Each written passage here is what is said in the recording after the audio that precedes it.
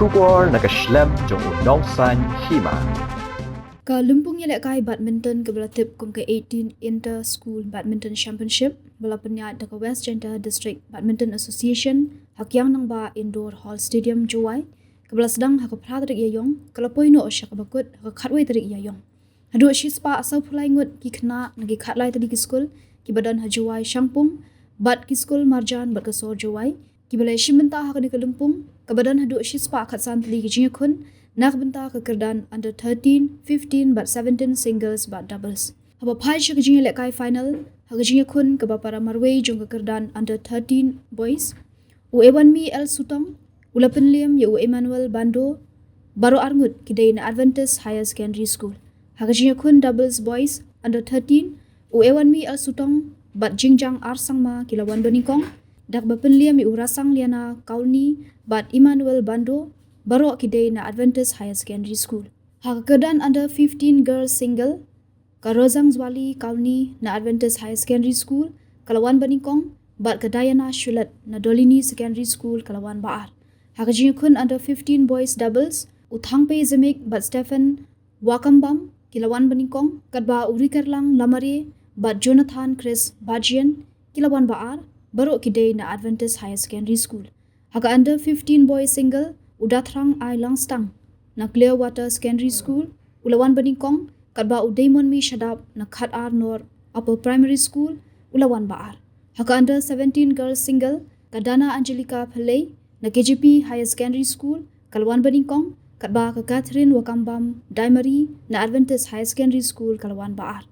Haka under 17 girls double ka Catherine Wakambam Barozang Zwali Kalni na Adventist Higher Secondary School Kilawan Baningkong kadba kadapika ringklem bat shida pawa na Juai Public School Kilawan Baar.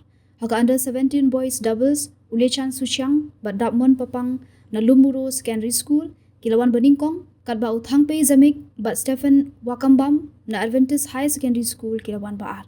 Haka kedan under 17 boys single Ulechan Susyang Ulawan Baningkong bat Udapmon Papang Ulawan Baar baro kidai na Lumuro Secondary School.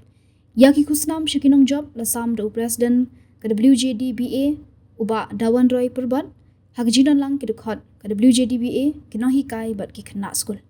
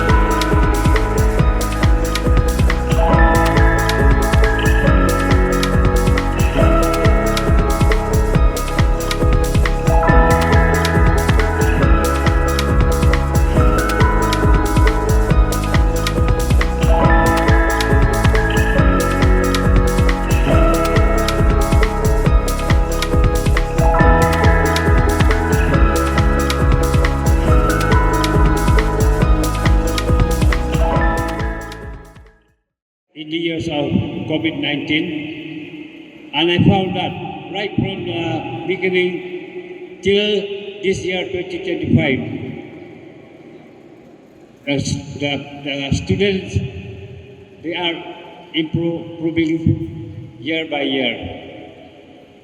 As you know that our association have participated in the state level, national level, and we generate these players right from their childhood so that they'll keep on in touching with the game for the future career.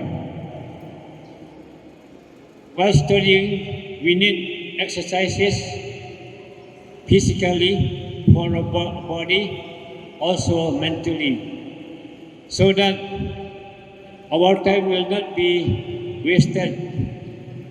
And I hope that in the years to come, we'll have more participants, more players to enable to represent our district to the higher level, because I have seen in the present situation that whoever is involving in sports and games and whoever is achieving and bring laurels to the district or the state,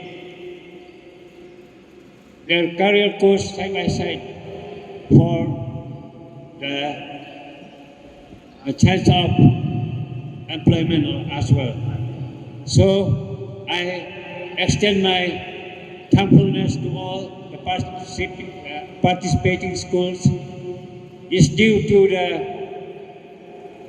burden that the additional curriculum that your school have placed in the schools to promote the sports and the games. And I hope this spirit will keep on moving so that our children will have a bright future.